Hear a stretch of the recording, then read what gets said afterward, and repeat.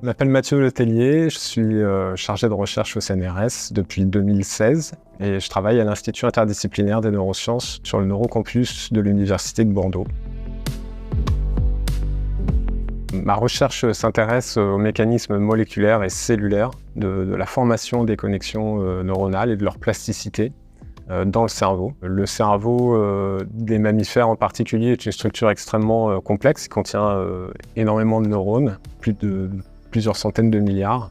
Et chacun de ces neurones établit plein de connexions avec plein de partenaires différents. Donc j'essaye de comprendre comment les neurones se connectent les uns aux autres. Je travaille dans ce domaine depuis 15 ans maintenant, en fait, depuis ma thèse. Dans cette équipe, chacun porte un projet un peu différent, centré sur son expertise, mais interagit en même temps avec toutes les autres compétences qui sont représentées, ce qui permet d'avoir une approche assez efficace de la recherche et des interactions qui sont très enrichissantes.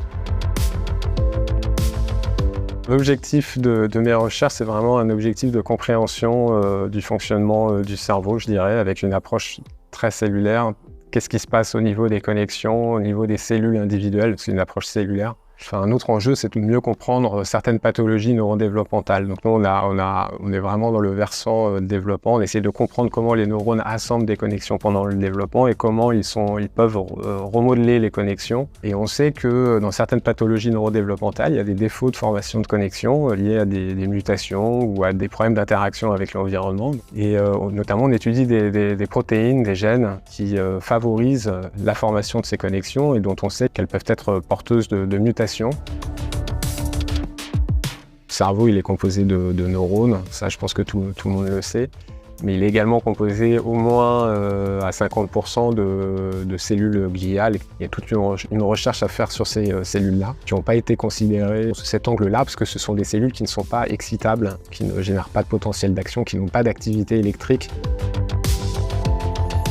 J'ai toujours été attiré par la biologie, je dirais, ça remonte à très loin. Et ensuite, dans les études, ça s'est confirmé, noté. Je pense que c'est aussi une histoire un peu de rencontre. On ne peut pas vraiment faire de neurosciences sans penser à la psychologie, sans penser à la physique. Donc il y a un côté interdisciplinaire qui me plaît beaucoup. Et en même temps, le cerveau, c'est nos comportements, c'est nous, donc ça fait sens.